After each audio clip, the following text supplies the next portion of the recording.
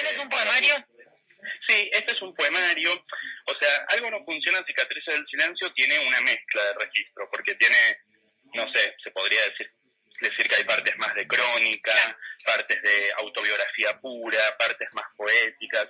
En cambio, en Fracasos del Ego yo intenté como poetizar lo que fue para mí la migración de venirme de Buenos Aires a Río Gallegos, o sea, la migración geográfica, Sí. que también acompañó esta migración genérica de autopercepción no binaria, que es como hoy en día me nombro.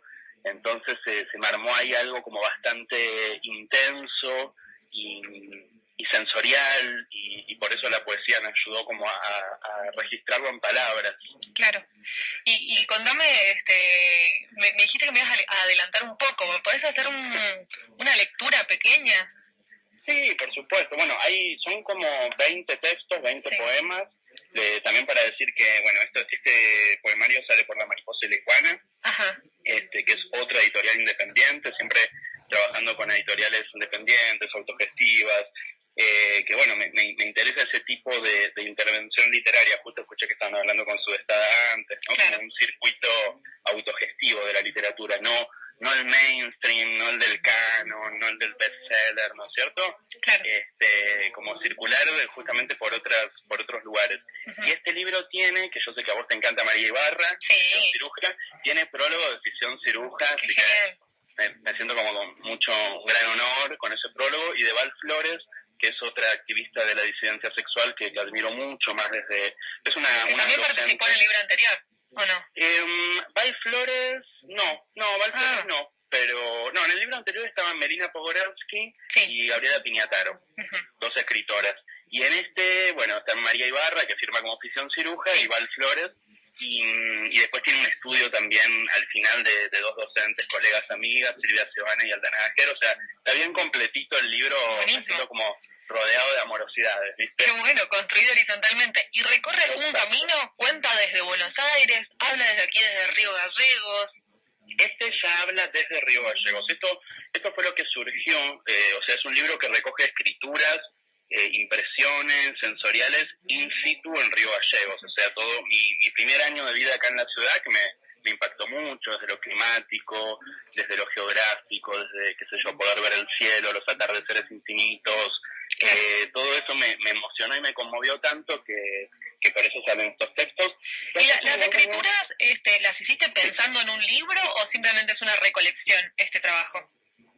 En realidad esto sí fue más pensando en la posibilidad. Siempre viste la posibilidad, después no sabes si te lo van a recibir, cómo lo van a interpretar y a leer, pero como yo estaba con un proceso de ansiedad también, porque el otro libro estaba como, bueno, con sus demoras, esperando tapa, y yo ya no tenía mucho que hacer, sino esperar.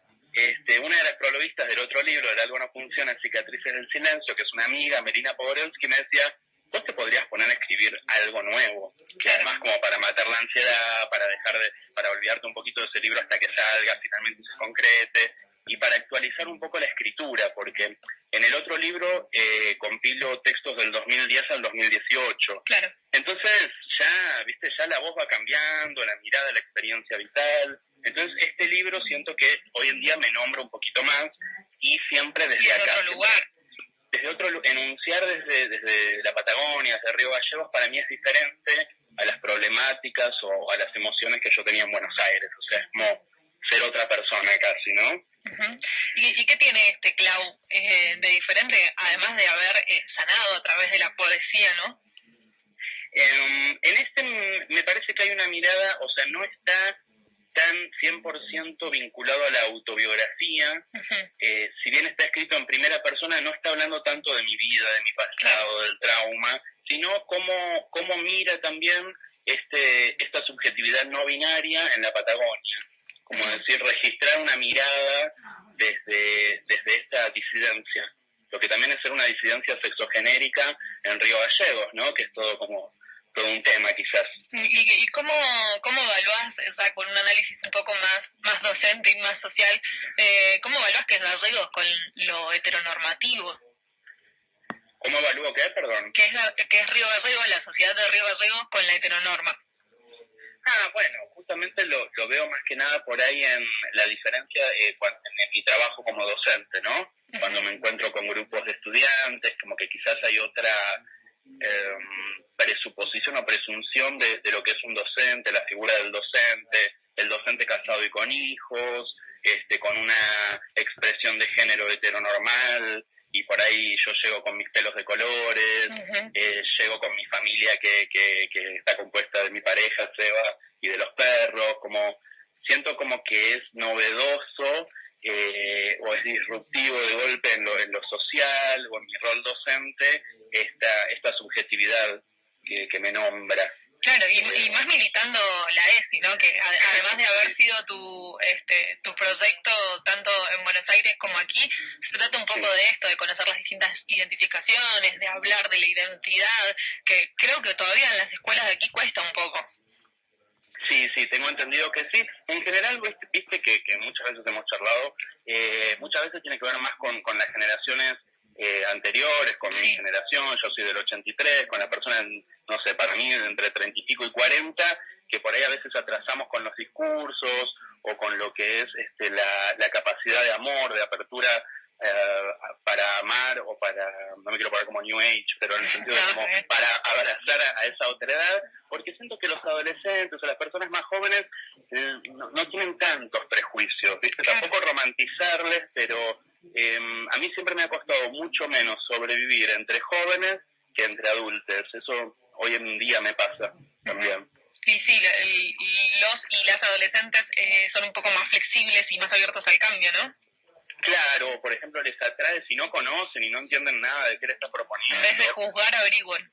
Exacto, averiguan o se interesan. Hay una curiosidad que no es tan como, que no juzga tanto. El adulto ya no entiende por qué no sos como él, ¿viste? Porque no te ven en espejo, te ven diferente. A veces yo siento, o mucha gente me ha dicho realmente, dice, a vos te ven con mucha libertad. O sea, vos tenés mucha libertad, hacer lo que querés con tu pelo, con tu cuerpo, con tu deseo. Y a veces eso genera o envidias o ciertos rencores, porque no cualquiera ha podido tener el privilegio, ¿no?, de ser como artesano de su vida, de su deseo, y eso genera como muchos choques, claro, creo. Bueno, pero yo acá señalé, porque si no me pongo yo, viste, para mí la autobiografía es lo más fácil. Pero señalé un texto, es que es de donde se escribe. Es de donde sale, ¿no? De donde sale el motor creativo. Pero digo, ya que están estos textos, y vos me decías, señalé uno que se llama Ladridos en el Viento, que un poquito también cuenta mi sorpresa cuando empiezo a ver estos atardeceres, y bueno, y lo puse en palabras, y no es tan extenso. Buenísimo, vamos a compartir entonces un poco de poesía de la mano de Claudia Gain, autora no binaria, dándonos un adelanto exclusivo además, ¿no? Como siempre. Sí, inédito. Buenísimo, muchas gracias, te escuchamos. Ladridos en el viento. Hay ladridos en el viento. Una manada eólica desparrama la basura que acumulo adentro. Atardecer a las 21:49. Cuando la noche es de día, el día todavía no termina. Nos cenamos la certeza sin poder digerir este presente. Moscas y basura quemada. ¿Cuándo es hoy? Piel de lija, labios de arpillera. ¿Dónde estará mañana? De noche, las cortinas se inflaman. Acordate que, a veces, las sombras silenciosas que acechan las ventanas me dejan sin palabras. Hermoso. Eso se llama Ladridos en el Viento y es uno de los primeros que bueno, registra un poquito esta vida con esta jauría. Vivimos con 8 animales, con 8 perritos. No, pero además es algo que me puedo imaginar de fondo cuando alguien camina por alguno de esos barrios que tienen una o dos casas por cuadra, por manzana, bueno, que es más o menos tu barrio, ¿no? Y que pasa mucho en todos los márgenes del río Gallegos. La verdad que supiste encontrar las palabras para describir la ciudad, eso sin dudas. Te quería preguntar también, ¿por qué fracasos del ego? Ah, bueno, interesante. ¿Qué parte del ego fracasó? Claro, vos sabés que una colega que yo admiro mucho, Gabriela Herrera, una profe de lengua y literatura de Buenos Aires, me decía, es del ego fracasos, ¿viste? Como leerlo de otra manera. Claro. Delegar fracasos. Empezó como fracasos del ego y la tipografía tiene fracasos que está con minúscula, tachado, ajá, y el ego con mayúscula, ese ego, la E, la G y la O, con la imprenta mayúscula. Es el fracaso de ese ego, ¿no? Del ego mayúscularizado, del ego de las identidades y de los grandes relatos con mayúsculas, es decir, hombres, mujeres, identidad, profesión, ese fracaso, esa especie de activismo para que fracase, en verdad fracasa solo, ¿no? O sea, la heteronorma va fracasando sola y lo vamos viendo, pero esto va caducando directamente. Va caducando, ¿viste? Ahora se me cruzaron un par de ideas también de Susie Shock o de Marlene Guayar, que vienen trabajando con esta idea de que fracasó la humanidad, dicen ellas. Claro. Pero fracasó la humanidad heteronormativa. No, la humanidad como las han querido contar los grandes discursos, volviendo a lo que decías vos, ¿no? La frase de Susie Shock que dice, ya no queremos ser más de esta humanidad, se refiere justamente a eso. A esa humanidad que también pone la historia masculina, la historia centrada, la del hombre, ¿no es cierto? Entonces, esos fracasos también en mí, yo sentí, por ejemplo, que mi fracaso era el del varón homosexual, que yo sostuve durante mucho tiempo, cómo fracasó esa primera identidad con la que me sentía cómodo o me autopercibía, y fue fracasando y fue como... sentí como que era una traición a esa identidad donde yo me había como resguardado durante tantos años. Pero al mismo tiempo imagino que sin ese fracaso no le hubiera dado el lugar o no te hubieras permitido quizás entrar a le clavo no binario. Claro, pero fue una transición que llevó como un par de años, porque viste que a veces le tenemos como mucho respeto a una identidad o a una autopercepción que habitamos durante tanto tiempo. Claro. Es como, parece una locura después decir, bueno, esto ya no. Y ahí va también los procesos de transición, ¿no? Cómo no están de un día al otro, porque vas viendo que esto ya no te nombra. A mí me dejó de nombrar el nombre Claudio, ¿no? Claro. Y parece que no, pero como que cuando me dicen Claudio, o sea, yo sé, es el nombre de mi DNI, es el nombre que usó durante 35 o 36 años, pero realmente empecé a sentirlo como algo muy pesado, como una carga. Digo, yo no soy lo que representa Claudio. Entonces con Claudio Degain, que es la manera que tengo de firmar hoy en día, me siento como mucho más...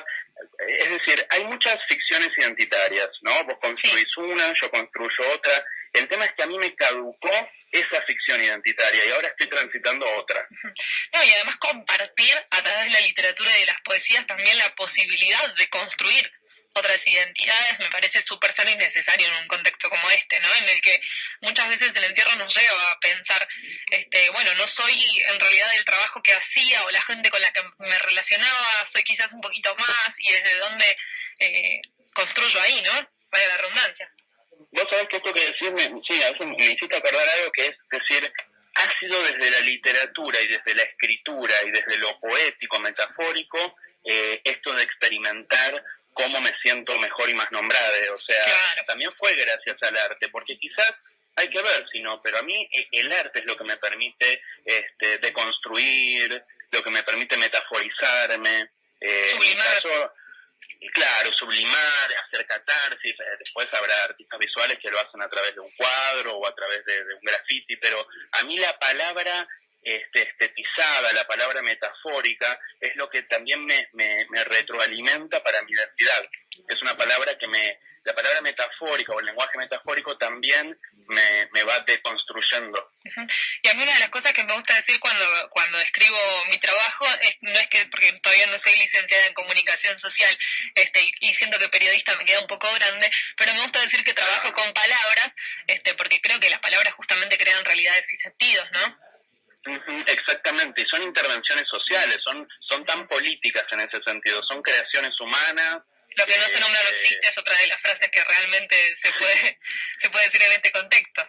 La necesidad de visibilizarnos. Para mí también el activismo de decir, bueno, me planto como persona no binaria, me planto como Claudia Degain, y que mi contexto empiece a ver que no hay solamente varones y mujeres, ni hablar heterosexuales, pero digo, tampoco hay varones y mujeres solamente lesbianas y homosexuales, digamos, hay muchas más subjetividades, y bueno, a veces en mi caso el activismo me sirve para visibilizarlas, como vos decís, hay personas que no quieren estar saliéndose del closet todo el tiempo o estar explicando todo el tiempo quiénes son, cómo se sienten, pero esto de ponerle palabras y de visibilizarnos es muy importante porque construye una realidad más amplia que esperamos que, bueno, que genere menos violencia para quienes están transitando la norma, digamos, que no les genere violencia, que tengamos otras posibilidades de ser y que puedan entender la sociedad que no existen solamente hombres y mujeres, porque está todo el colectivo travesti trans, hay travestis y trans binarias, hay travestis y trans no binarias, es decir, hay pluralidad de subjetividades y durante mucho tiempo la invisibilización tuvo que ver con las violencias que nos acallaban. Claro, y después... Como no tener voz. Claro, y a partir de ahí la excusa del rechazo, ¿no? A lo distinto. Así que bueno, me encanta que podamos difundir a través de este programa el nuevo poemario de Fracasos del Ego. ¿Se sabe cuándo se va a imprimir? ¿Cuándo va a llegar a Río Gallegos? Me imagino que hay bastante incertidumbre por el contexto que estamos atravesando, pero ¿vas dialogando sobre esto? Sí, voy dialogando con las chicas que son lo más, son 2 editoras que son poetas, así que nos entendemos en el lenguaje. Y la verdad es que estaba por entrar a imprenta, ya maquetado con todo el paratexto, justo esa semana del 16 de marzo, 17. Eso quedó parado, yo creo que cuando se pueda, no sé, cuando las imprentas trabajen nuevamente. Bueno, vamos a estar atentos entonces a ver a las resoluciones presidenciales, básicamente. Cuando se conozca lo de las imprentas, la actividad de las imprentas, vamos a volver a dialogar porque obviamente que también es un libro que queremos tener. Así que gracias, Clau, por la entrevista. Muchas gracias por el espacio siempre hermoso. Bueno, así dialogábamos entonces con Clau Videgain, que nos regalaba un poco de su poesía y nos contaba un poco sobre Fracasos del Ego, el escritor de Algo no funciona, Cicatrices del silencio. Otra vez a través de los poemas decide crear nuevas realidades y nuevas identidades.